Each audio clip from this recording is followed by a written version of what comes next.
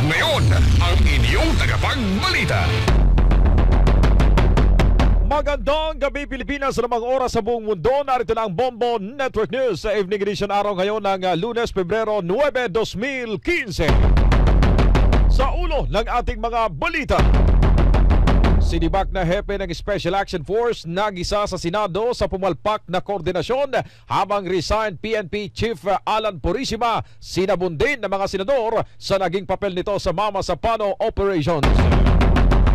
MILF at BIFF hinamon ang dating SAF leader na patunayan ang pahayag na 250 ang napatay sa hanay ng mga rebelde. Maritime at Economic Cooperation pinagtibay ng paghaharap ni Presidente Aquino at Indonesian President Widodo. Minor de edad at 20 anyos na lalaki huli sa aktong nagtatalik sa loob ng bagong tayong police outpost sa Albay. 6 naman na high school students huli rin sa carnapping ng mga motorsiklo sa lalawigan ng Catanduanes. Sa international news, Malaysian opposition leader Anwar Ibrahim handang makulong sa kinakaharap na sodomy charges, habang Japan ipinagbawal muna sa mga residente ang pagtungo sa Syria dahil sa banta ng ISIS. Sa sports, betting odds sa Las Vegas pabor pa rin kay Mayweather Jr. Gate income sa MGM sa Pacquiao-Mayweather kung sakaling matuloy na kwenta na. Sa showbiz naman, Phil-Am composer ng awiting Let It Go, ibinida ang nasungkit na parangal sa Grammy Awards. At live nationwide via satellite mula rito sa Bombo News Center, Makati City, napapanood din sa ating live video streaming sa www.bomboradio.com/video. Ito po niyo anchorman si Bombo Vince Villar. At ngayon, sa detalye ng ating mga balita.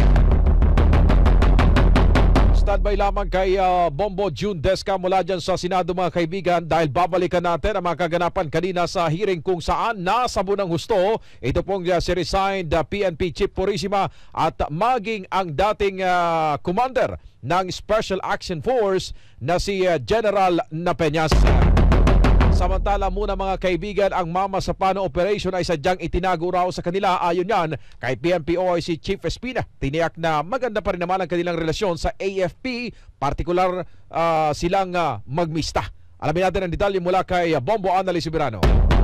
Aminado si PNP OIC Chief Police Deputy Director General Leonardo Espina na binalak talagang itago sa kanila ang Mama Sapano Operations. Ito ay batay na rin sa naging pahayag ng dating PNP SAF Director na si Police Director Getulio Napeñas sa Senate hearing kaugnay sa madugong engkwentro sa Mama Sapano na ikinasawi ng 44 na miyembrong SAF habang 14 ang sugatan. Sinabi ni Espina na masakit para sa isang pinuno na mawala ng tauhan, lalo ng legitimate ang isinagawang operasyon na target ma-neutralize ang most wanted terrorist sa buong Asia na si Zulkifli bin Hir alias Marwan. Bagamat dismayado kay Napeñas, para kay Espina ang importante mabigyan ngayon ng hustisya ang kamatayan ng 44 na pulis. Judgment call niya yun. I'm not so privy to the previous operation. Pero those are judgment calls on the ground. They have experienced something which I'm not privy to. Well, wala namang pong problema sa lahat-lahat. Ayon naman kay Interior and Local Government Secretary Marojas na sa pagkasawi ng 44 na SAF troopers dahil sa pag-neutralize kay Marwan, obligasyon ngayon ng pamahalaan na mapasa kanila ang lahat ng tulong. Iginiit ni Rojas na kung nagkaroon lamang ng koordinasyon, sana hindi humantong sa napakalaking casualties sa panig ng pamahalaan dahil titiyakin at sisiguruduhin nito na sapat ang kakayahan at mga kagamitan ng mga pulis para magampanan ang kanilang tungkulin upang maging matagumpay ang nasabing operasyon. Wala namang question yun. Wala ring question doon sa kakayahan ng ating mga SAF at wala ring question, lalong walang question sa kanilang katapangan, sa kanilang kabayanihan. So ang tanong lang dito ay nakikita natin na tama lamang o karapat-dapat lamang na yun ang target, karapat-dapat lamang yung paghahanda ng ating SAF at ito naman ipinakita nila yung kanilang tapang at yung kanilang dedikasyon, sakripisyo. So ang tanong na lang ay nagawa ba ang lahat para maiwasan o mabawasan o malimita ang bilang ng mga casualties, patay man or wounded. Para kay Senator Bongbong Marcos naman, ang chairman ng Senate Committee on Local Government, na sa ngayon pa lamang dahil sa insidente ng Mama Sapano Massacre at sa pag-antala na ng pagdinig ng Bangsamoro Basic Law, iginiit ng senador na dapat doblehin na ng militar at pulisya ang kanilang ipinapatupad na seguridad sa Mindanao upang mapigilan ang anumang mga posibleng paghasik ng karahasan na siyang ikinakatakot ngayon ng mga sibilyan. Ang dapat na lang natin gawin ay maging masigasig ngayon ng AFP at saka PNP na bantayan the usual function of defending the peace. Kinumpirma naman ni CIDG Chief Police Director Benjamin Magalong na siyang namumuno ngayon sa Board of Inquiry na ang nasawing si Police Senior Inspector Tabdi ang last man standing ang siyang nagputol sa index finger ni Marwan na siyang kinuhanan ng DNA samples. It's the index finger, Your Honor. Habang inako naman lahat ni Police Director Getulio Napeñas na siya ang overall commander at in control sa nasabing Mama Sapano operation.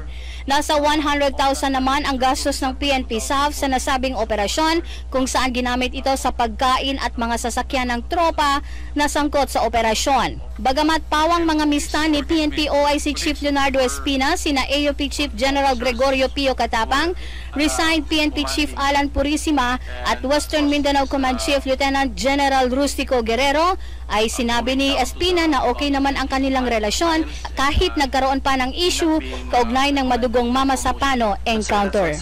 Hindi umano apektado ang relasyon ni na PNP Chief Leonardo Espina at dating PNP Chief Alan Purisima kasama si AFP Chief of Staff General Gregorio Pio Katapang. Ito'y kasunod sa nangyaring madugong enkwentro sa Mama Sapano, Maguindanao. Ayon kay Espina, mabuti pa rin ang kanilang relasyon na magkamista na pawang miyembro ng PMA Class 1981. Mula dito sa Senado, Bombo Anali Montaño Soberano nag-uulat para sa Pambansang Radyo ng Pilipinas. Basta Radio, Bombo! Isinusulong na sa Kongreso ang panukalang bigyan ng parte mula sa reward money ng napatay na si Marwan ang pamilya ng 44 na nasawing SAF troopers. Ayon kay Quezon City Representative Winston Castelo, maaring manawagan ng gobyerno ng Pilipinas sa Estados Unidos na ipagkaloob na lamang ang malaking bahagi ng $6 million o katumbas ng 220 million pesos na patong sa ulo ni Marwan sa mga naulilang tauhan ng PNP. Sa ngayon ay hindi ito basta-basta maaring ibigay sa SAF dahil hindi pinapayagan ng batas na mapunta ang reward sa mga otoridad at sa halip ay sa civilian informer lamang. Pero naniniwala ang mambabatas na maaring bigyan ng konsiderasyon ang issue ng mga naulila ng 44 na pulis dahil sa pagkakapaslang kay Marwan na isang malaking tagumpay umano para sa kampanya ng Estados Unidos at Pilipinas laban sa lumalaganap na terorismo. Magtungo tayo ng Senado mga kaibigan. Ang nasibak na hepe ng Special Action Force ay nagisa ng gusto kanina sa pagharap nito sa Senado kaugnay ng investigasyon sa Mama Sapano incident. May detalye at may special report si Bombo Jundesca. Unti-unti nang lumilinaw ang dahilan kung bakit umaabot sa 44 na miyembro ng Special Action Force ang nasawi sa operasyon laban sa international terrorist na si Marwan nang makasagupa ang MILF, BIFF at mga private armed group sa Mama Sapano, Maguindanao. Sa pagdinig ng Senate Committee on Public Order and Dangerous Drugs, nagkaharap-harap ang mga matataas na opisyal ng PNP at militar habang bumuhos ang mga senador na interesado sa issue. Mismo ang sinibak na hepe ng Special Action Force na si Director Getulio Napeñas ang umamin na hindi nila inaasahan ang puwersa ng kalaban matapos na man-neutralize itong si Marwan, kaya't kung may eleksyon man daw siyang makuha ay dapat magkaroon ng close coordination.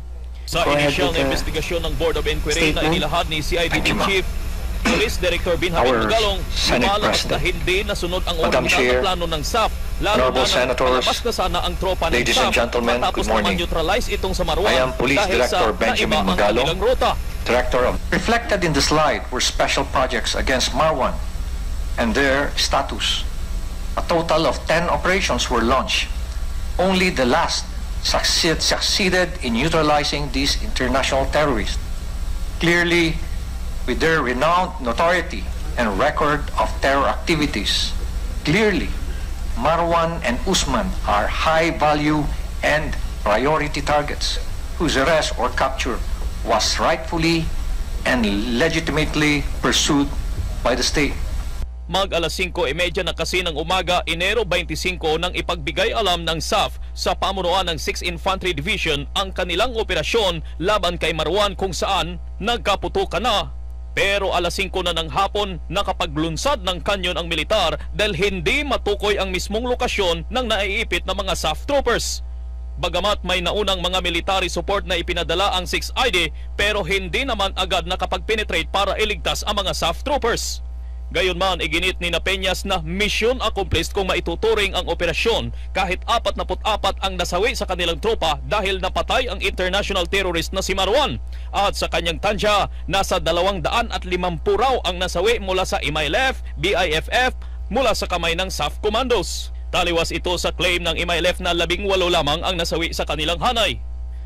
The SAF troopers who made their way to Barangay Tukalanipa o Mamasapano, Maguindanao are highly trained individuals. They know what they're doing and know what to do in times of adversity and hostility. Had it been otherwise, the combined force of the MILF and BIFF and other private armed groups would have not suffered at least 250 casualties in the midst of the firefight that took place almost the entire day. The SAF troopers, the noble and gallant warriors, believe that evil triumphs when good men do nothing. Tila inabsuelto naman ni Peñas si Pangulong Noynoy Aquino sa pagsasabing hindi direktang utos mula sa Commander-in-Chief ang operasyon sa araw na iyon. Naungkat naman sa pagdinig ang naging papel ni resigned PNP Chief Alan Purisima. Meron bang sinabi sa inyo, may order sa inyo si President Aquino na wag reinforcean yung mga tropang naiipit? Just for the record. Your Honor, there was no order from us not to reinforce the troops inside the area of operation. Okay. There was no order given to me regarding that. Okay. So, as far as you are concerned, the only statement you got from the President was for you to coordinate with the armed forces in relation to this mission? Yes, Your Honor. Okay. Nature of this information to you, sir. Your Honor, I was na hindi naging madali para sa kanila ang pagresponde dahil huli na rin ang koordinasyon sa kanila ng SAF troopers.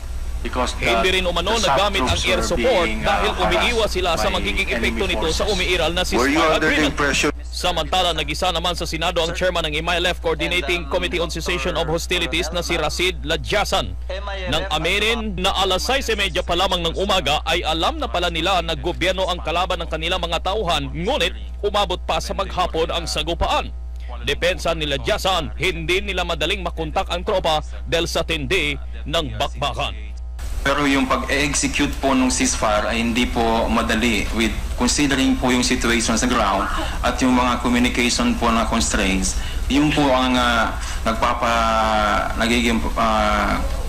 nagiging elemento kung bakit po kami din po nahirapan. Unang araw pa lamang yan ang investigasyon ng Senado sa kontrobersiyang bumabalot sa kung bakit umabot sa 44 ang nasawi sa mga miyembro ng Special Action Force na nag-operate sa terorista dyan sa Mamasapano, Maguindanao. Bukas ipagpapatuloy ng Senado ang investigasyon at sa pagkakataong ito ay marami pang mga resource person ang haharap dito sa kapulungan. Mula dito sa Senado, si Bombo Jundesca para sa Pambansang Radyo ng Pilipinas, Basta Radyo, Bombo. Magbabalik kami makalipas ang ilang paalala. Hi everyone, this is Derek Ramsey. Here's the honest bare truth. Starting February 1, bear in mind it's okay to bare your feelings. Give someone a bear hug and say you love them very much. Because every time you get 3 boxes of mini Dunkin' Hearts for 165 pesos, you get a Dunkin' Bear. I hope you all have a very happy Valentine.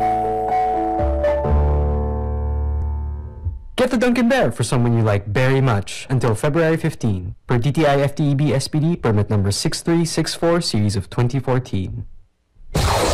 At ngayon, nagbabalik ang Bombo Network News.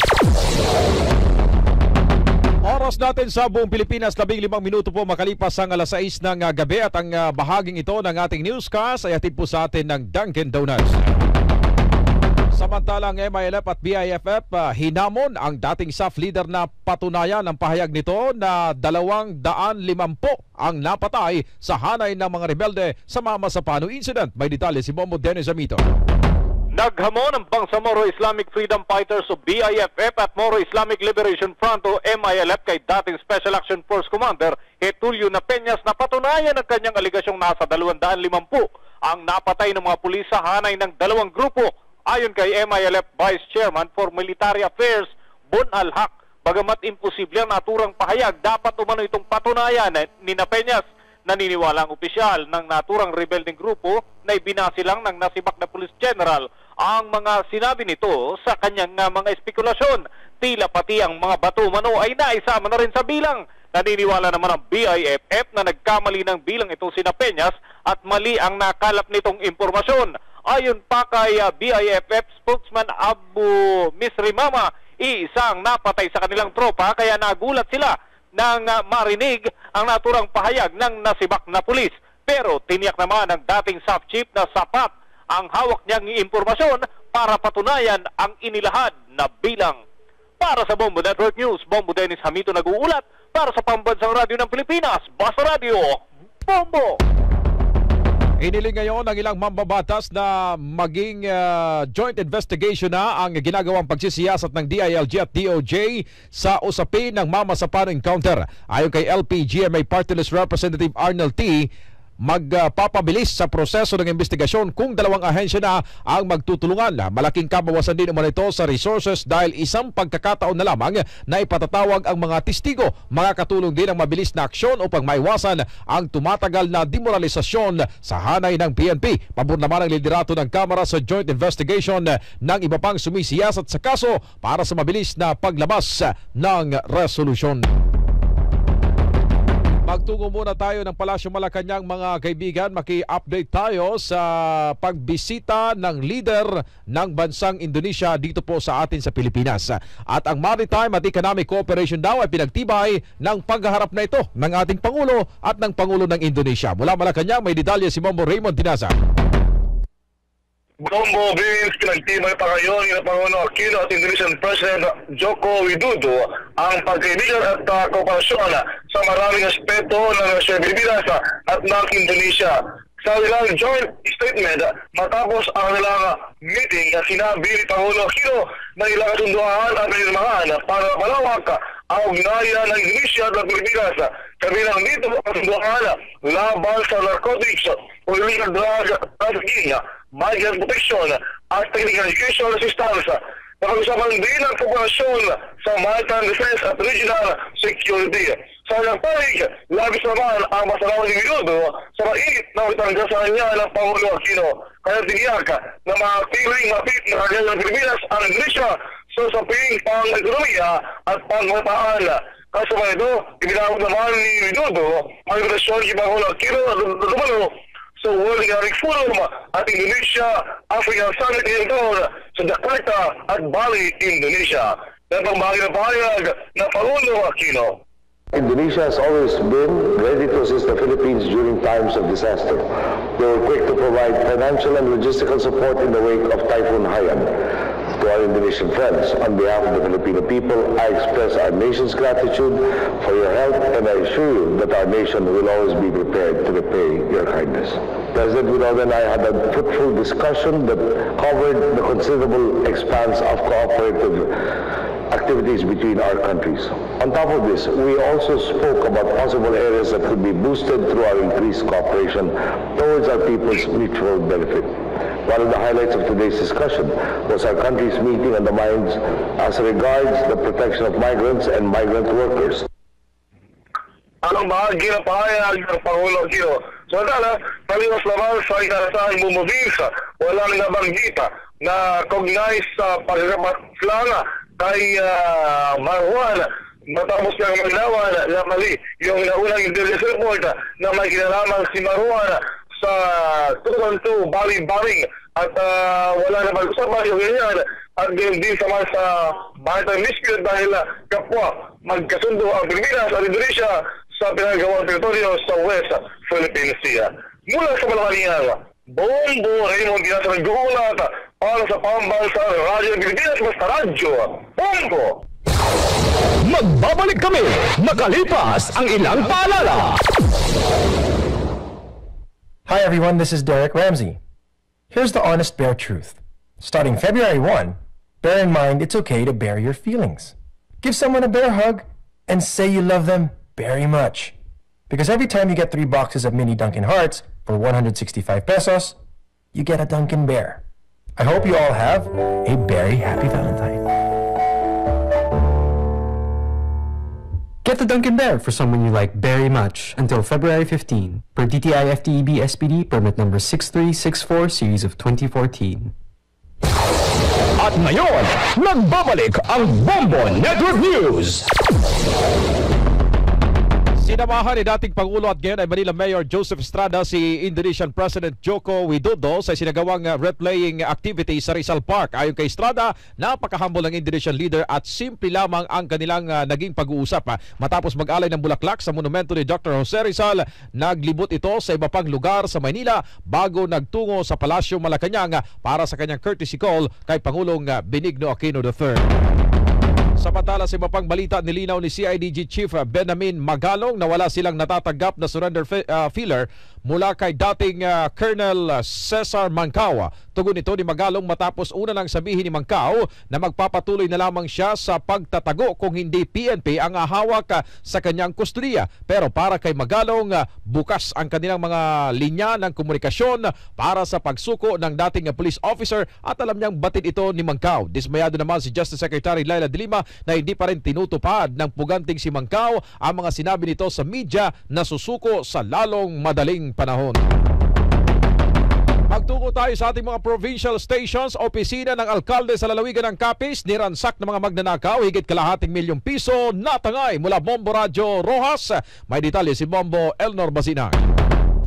Humigit kumulang sa kalahating milyong piso ang natangay na cash ng hindi pa nakikilala mga suspect sa panloloob sa tanggapan ng alkalde at tesorero sa bayan ng Cuartero, Capiz. Ayon kay SPO4 Rodjem Batacandulo, ang investigador ng Cuartero Police Station, lumalabas sa inisyal na investigasyon ng pulisya na unang pinasok ng magnanakaw ang tanggapan ni Mayor Tito Mayo sa pamamagitan ng pagsira sa doorknob ng likurang pintuan. Minuksan ang vault at kinuha ang nakatago na 74,000 pesos na cash na inilaan sa disaster expenses, 18,000 pesos na koleksyon sa dryer at CCTV box. Hindi pa nakontento ang suspect at pinasok nito ang Treasurer's Office. Nakaharap lamang ng tanggapan ng alkalde at kinuha ang cash box na may laman na 370,000 pesos na koleksyon sa merkado ng bayan. Dahil dito ay pinag-utos ng alkalde ang masusing investigasyon sa pangyayari para ma-identify ang suspect. Napakalaman na sumailalim rin sa fingerprinting ang lahat ng empleyado ng munisipyo. Mula rito sa Bombo Radio Rojas para sa Bombo Network News, ito si Bombo Elnor Guadarrama Basinang nag-uulat para sa Pambansang Radyo ng Pilipinas. Basta Radio, Bombo! Minor de edad at 20 anyos na lalaki huli sa aktong nagtatalik sa loob ng bagong tayong police outpost sa Albay. Mula Bombo Radio Legazpi may detalye si Bombo Miles Benitez. Takot at pagkapahiya ang nararamdaman ngayon ng isang menor de edad matapos na mahuling nagtatalik sa bahagi ng Legazpi Boulevard dito sa lalawigan ng Albay. Ayon sa mga tourist police, bandang alas 2 ng madaling araw nang mahuli ang mga ito na nagtatalik sa likod ng bagong tayong police outpost. Pawang nakainom umano sina Yvonne, 17 anyos at Victoria, 20 anyos, hindi totoong pangalan. Una nga rito nang magpaabot ng impormasyon ng isang security guard sa di kalayuan na warehouse sa umanong milagrong ginagawa ng mga ito, kaya agad na rumisponde ang mga pulis at dito na naabutan na ang dalawa na nakahubad at magkapatong pa. Dahil sa gulat, nawalan pa ng malay tao ang dalaga habang kinakausap ng mga otoridad. Sa ngayon, na-turn over na ang kaso ng mga ito sa Women's and Children's Protection Desk ng Legazpi City Police Station para sa tamang disposisyon. Para sa Bombo Network News, mula rito sa Bombo Radyo Legazpi, ito po si Bombo Miles Benitez para sa Pambansang Radyo ng Pilipinas, Basta Radyo, Bombo! Sa lalawigan ng Camarines Sur, isa namang binata ang kulong matapos makipagtalik daw sa 12 anyos na dalagita. Mula Bombo Radyo Naga, may detalye si Bombo Arlene Berdin. Sa Sa kulungan ngayon ang bagsak ng isang binata matapos na ireklamo ng mga magulang ng karelasyon nitong menor de edad sa Barangay Pacol, Naga City. Kinilala ang suspect na si Jesse de las Liagas, 22 anyos. Sa panayam ng Bombo Radyo Naga sa suspect, sinabi nito na nakilala niya ang 12 anyos na biktima nang mag-text ito sa kanya noong Mayo 3, taong 2014. Kinaumagahan ay nagkita umano sila sa isang sayawan kung saan siya sinagot ng dalagita at ng araw ding yon ay mayroong nangyari sa kanila. Ang pakilalaan niya sa kanya ng kanyang girlfriend ay 18 anyos na ito, ngunit laking gulat niya nang sabihin ng mga magulang nito na 12 anyos pa lamang ang dalagita. Dahil sa nangyari, inireklamo ng mga magulang ang suspect na ngayon ay nakakulong na matapos ang pangalan ng kasong child abuse. Para sa Bombo Network News mula sa Bombo Radyo Naga, Bombo Arlene Bedin para sa Pambansang Radyo ng Pilipinas, Basta Radyo. Bombo! Doon naman sa lalawigan ng Aklan, isang 4 na taong gulang na bata ang kritikal matapos daw ibalibag sa simento ng sariling ama. Mula Bombo Radyo Kalibo, may detalye si Bombo Ann Deslin Salazar. Nasa kritikal na kondisyon sa Aklan na Provincial Hospital ang isang 4 na taong gulang na bata matapos na ibalibag sa sahig ng kanyang sariling ama matapos na atakihin ng nerbyo sa Barangay Kinalangay, Nuevo Malinaw, Aklan. Ang biktimang si Justin Hinayas ay nagtamo ng malubhang sugat sa ulo matapos na binalibag ng ama sa sahig habang naglalaro sa loob ng kanilang bahay. Isusunod pa sana nito ang kanyang anak na sanggol, ngunit mabilis itong naagaw ng kanyang misis at nakatakbo at nakahingi ng tulong sa kanilang mga kamag-anak. Sinasabing nagkaroon ng sakit sa nervous breakdown ang suspect matapos makaranas na ma-hold up sa Iloilo City habang pauwi mula sa kanyang trabaho kung saan ay pinalo umano ng kahoy ang ulo nito. Ang suspect ay naaresto ng mga responding police ng Malinaw PNP Station at dinala sa impila ng pulisya para sa kaukulang disposisyon. Samantala, sobra-sobra naman ang kalungkutan ng asawa at mga kamag-anak ng bata dahil sa kanyang kalagayan maliban pa na wala silang panggasto sa pagpapagamot sa biktima. Para sa Bombo Network News, mula dito sa Bombo Radyo Kalibo, Bombo Andislin Salazar nag-uulat para sa Pambansang Radyo ng Pilipinas, Basta Radyo, Bombo! Sa lalawigan naman ng Catanduanes, 6 na high school students ang nahuli sa karnaping ng mga motorsiklo doon. Mula Bombo Radyo Legazpi, may detalye si Bombo Lorena Gising. Nananatili ngayon sa kustodiya ng Municipal Social Welfare Office ang 6 na high school student na naaresto dahil sa karnaping sa lalawigan ng Catanduanes. Sa panayam ng Bombo Radyo Legazpi kay Pula Senior Superintendent Adel Castillo, Provincial Director ng Catanduanes Police Provincial Office, sinabi nito na pawang mga minor de edad ang mga nahuli ng kanilang tropa. Ayon sa impormasyon, nagsagawa ng follow-up operation ng mga otoridad sa isang karnaping incident kung saan na-recover ang 3 unit ng motorsiklo sa bahay ng isang Bonifacia Bueno Ibriso ng Barangay Munwok, Kalatagan, Bayan ng Virac, at dito na rin naabutan ng mga hindi na pinangalanan pang mga estudyante. Ang mga nasabing motorsiklo ay pininturahan na ng panibagong kulay at wala na rin mga plate number. Sa ngayon, nasa pangangalaga na ng Virac Municipal Police Station ang mga ebidensya habang nagpapatuloy pa ang investigasyon. Para sa Bombo Network News, mula dito sa Bombo Radyo Legazpi, Bombo Lorena Gising nagulat para sa Pambansang Radyo ng Pilipinas, Basta Radyo, Bombo! Bombo International News. Bombo International News. International News. Malaysian Opposition Leader Anwar Ibrahim handang makulong sa kinakaharap na sodomy charges, habang ang Japan ipinagbawal na muna sa mga mamamayan nila ang pagtungo sa Syria dahil sa banta ng ISIS. May detalye si Bombo Lizelle Galang. Idinepensa ng Japan ang pagban sa isang journalist na tutungo ng Syria. Kinumpiska kasi ng Japan ang pasaporte ng mamamahayag. Sinabi ni Japan Chief Cabinet Secretary Yoshihide Suga na ito ay para sa sariling kaligtasan ng journalist na si Yuichi Sugimoto. Malaki ang posibilidad ayon sa opisyal na manganganib ang buhay ng sinumang Japanese citizen na pumasok ng Syria.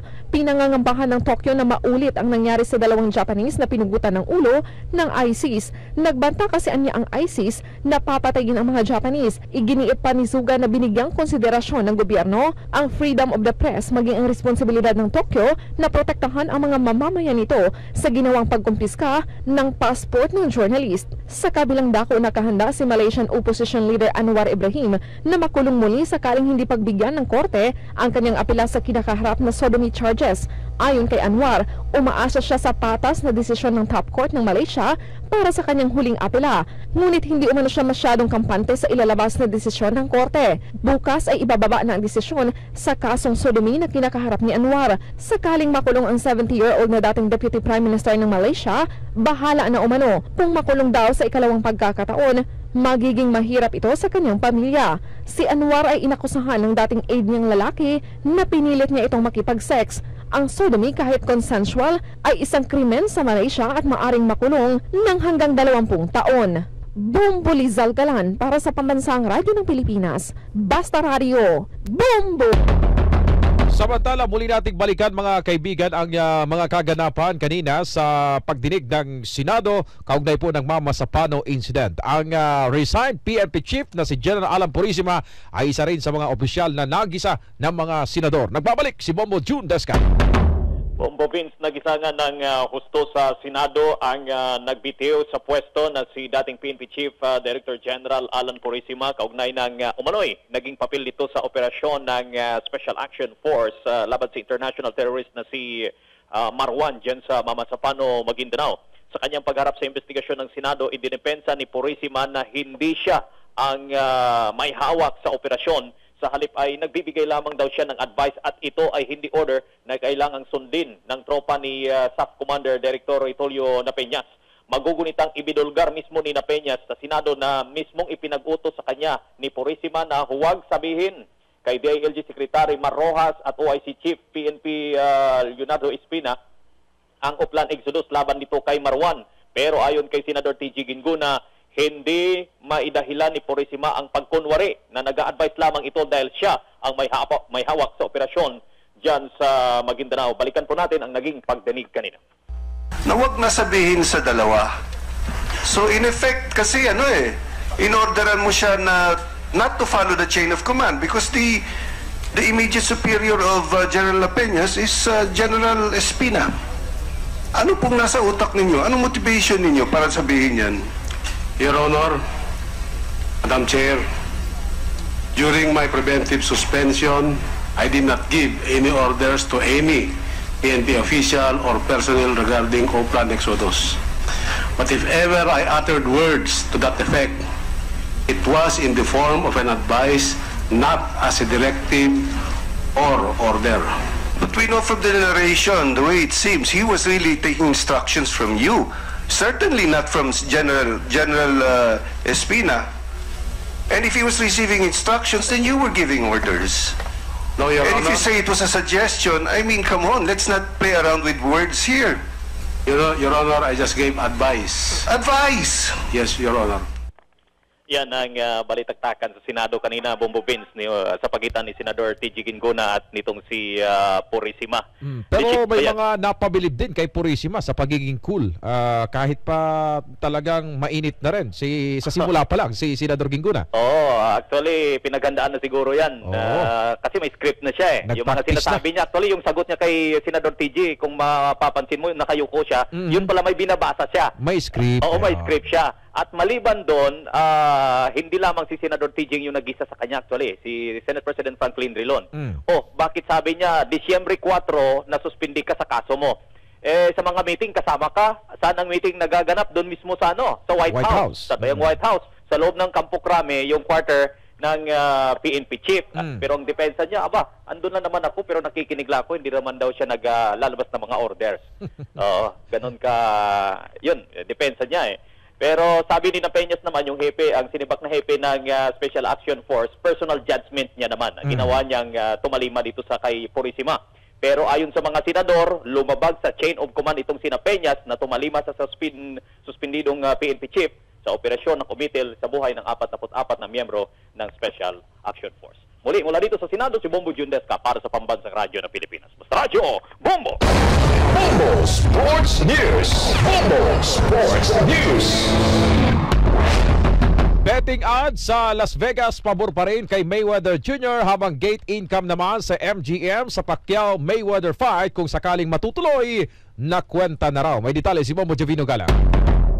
Nakwenta na ang kikitain ng MGM Grand Garden Arena sa Las Vegas kung sakaling matuloy ang laban ni US boxing champ Floyd Mayweather Jr.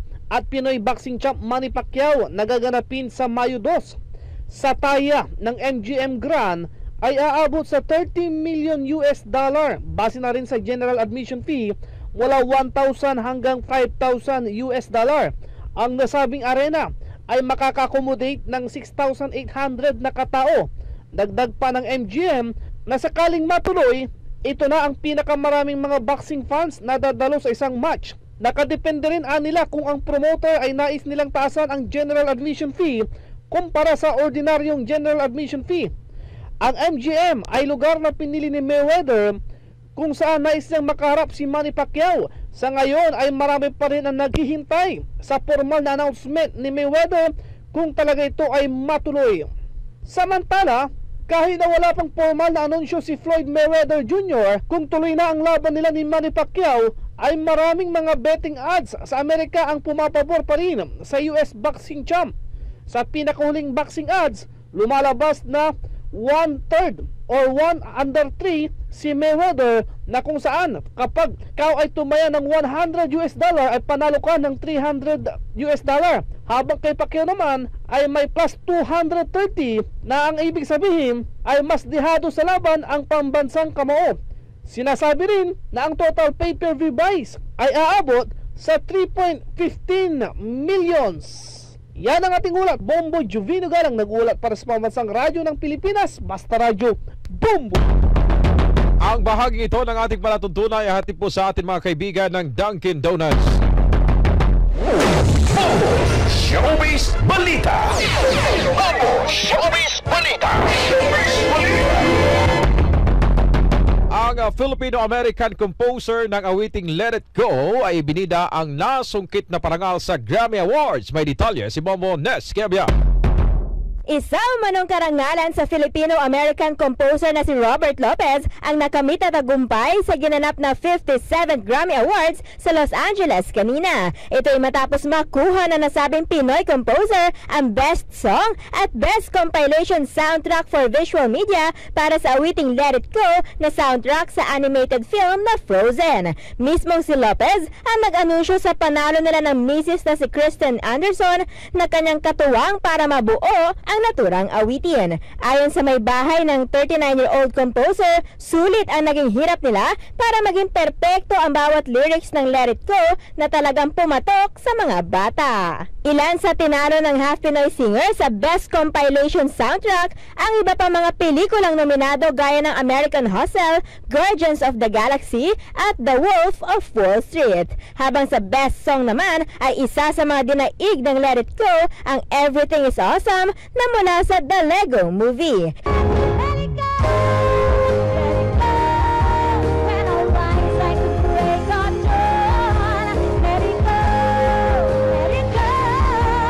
Ipinanganak si Lopez sa Manhattan, New York, pero Pinoy ang kanyang ama, gayon din ang kanyang paternal grandfather. Samantala, bagamat newcomer, big winner sa Grammy Awards ang British singer na si Sam Smith matapos hinakot ang ilang major awards gaya ng Best New Artist, Best Pop Vocal Album, Song of the Year at Record of the Year para sa awitin niyang Stay With Me. Nasungkit naman ang American singer na si Beck ang Album of the Year. Ang Grammy Awards ang tinaguri ang pinakamalaking gabi ng parangal sa mundo ng musika kung saan binibigyan ng parangal ang mga outstanding achievements sa music industry.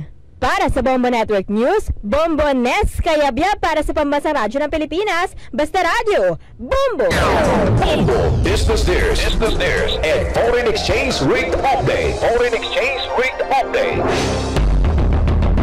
Nasa 10th all-time record high ang Philippine Stock Exchange Index ngayong araw. Ayon sa ulat ng PSEI, tumaas ng 54.39 points o 0.70% ang local stock sa pagbubukas ng kalakalan sa linggong ito. Nagtapos ang trading na may 7,782.57 sa overall stock share. Samantala, matamlay naman ang piso sa unang araw ng trading week. Nagtala lamang ito ng 44 pesos and 35 centavos o 20 sentimos na mas mahina kung ihahambing sa kalakalan ng Biyernes na 44 pesos and 15 centavos para sa isang dolyar.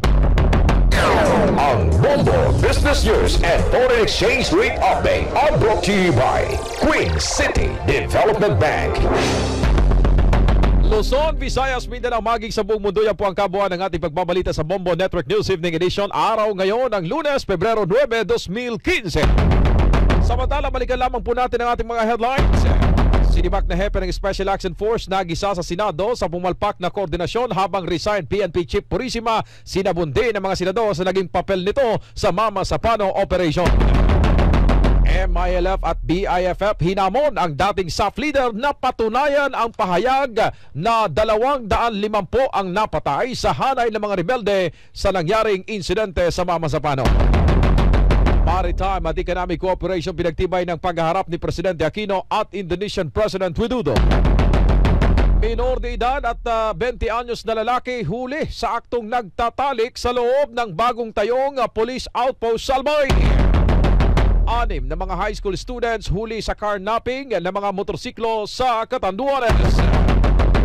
Sa international news naman, Malaysian opposition leader Anwar Ibrahim handang makulong sa kinakaharap na sodomy charges, habang Japan ipinagbawal na muna sa kanilang mga mamamayan ang pagtungo sa Syria dahil sa banta ng ISIS. Sa sports, betting odds sa Las Vegas, pabor pa rin kay Mayweather. Gate income sa MGM sa Pacquiao Mayweather kung sakaling matutuloy na kwenta na. Sa showbiz naman, film composer ng awiting Let It Go, ibinida ang nasungkit na parangal sa Grammy Awards. Sa mga latest pang mga impormasyon, maglagon lamang sa ating official website ang www.bomboradio.com. Sundan kami sa Twitter at Bomboradio News. Like kami sa Facebook, facebook.com/Bomboradio Philippines.